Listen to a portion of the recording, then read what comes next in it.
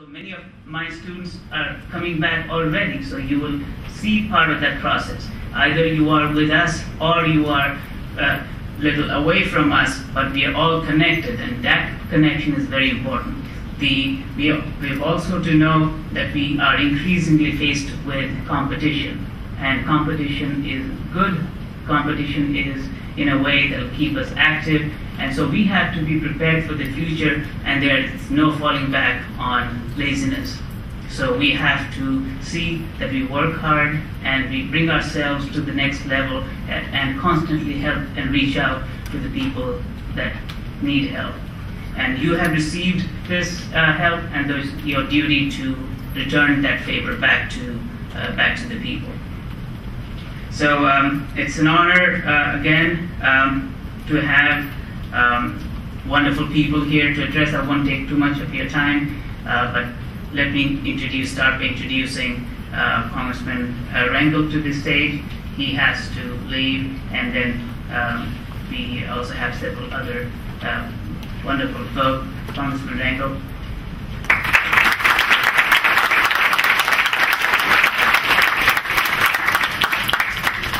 Thank you, Doctor, and congratulations. And you got the chairman of the Health Committee from the New York State Assembly. And so if you have any problems with health or budgets or doctors' fees, there's the specialist right there. But all of you ought to feel exceptionally lucky that somehow God smiled on you to give you a gigantic opportunity to get the key to a brand new life. I think what the doctor was saying is that once you appreciate the difference between friends of yours that never had an education and the life that you will be able to live, you will feel inspired to help other people. It's just something in all of us that would make you want to do that. I dropped out of high school when I was 17 years old. And at that point, I had more self-esteem than I needed, except I didn't know anything, and I couldn't get a job.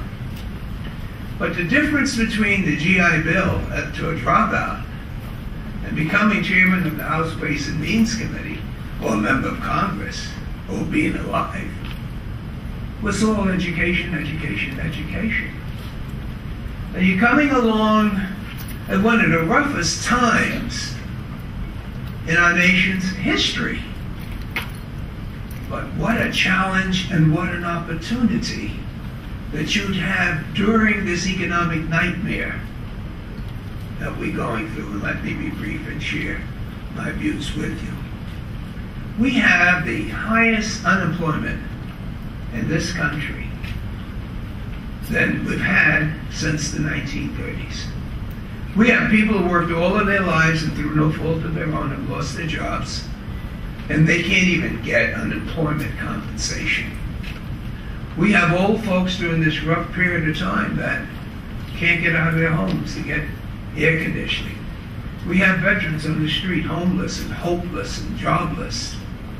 So why would you say that this could be the best opportunity that you've had? Well, the magic word that the doctor shared with you is competition. Our nation is in competition with ideas, not armies, not to fight just disease, but to make certain that we have the economic power to continue to provide the leadership in the entire world.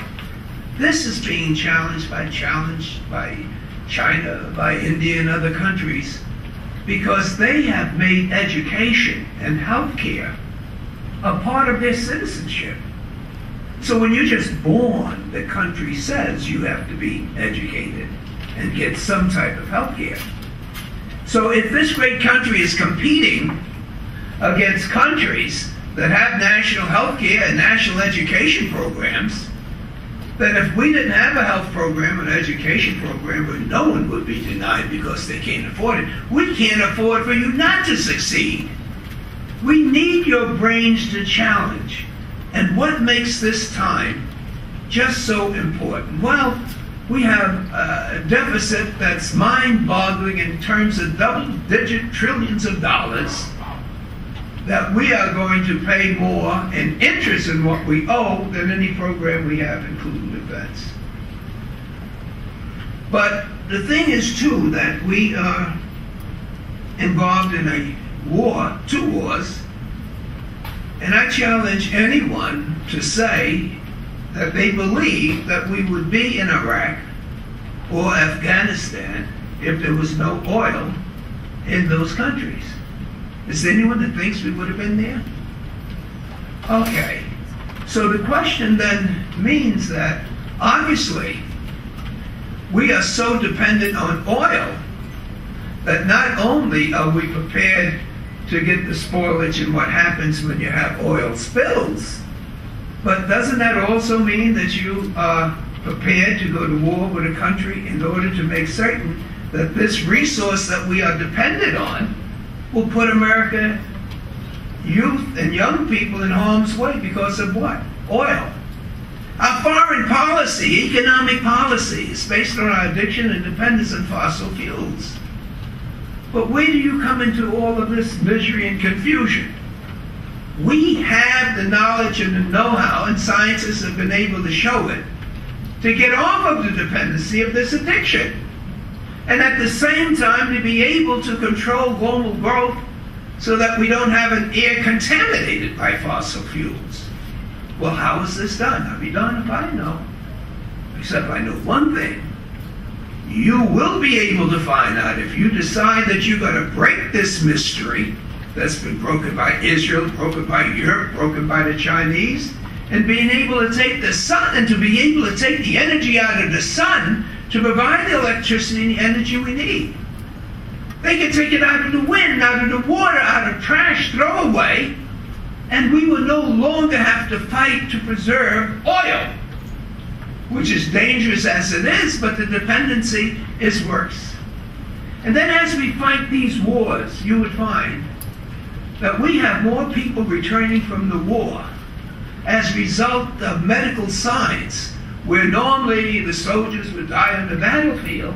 Now they may come home crippled, they may come home with mental illnesses, but modern science have allowed them, one, to come home. And this is research. This is finding out what causes people to die. We're talking about Alzheimer's, we're talking about cancer, we're talking about even old age, which of course is self-interest.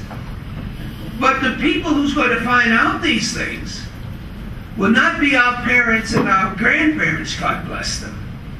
Because somehow they didn't have the opportunities that you have and I have had and my kids would have.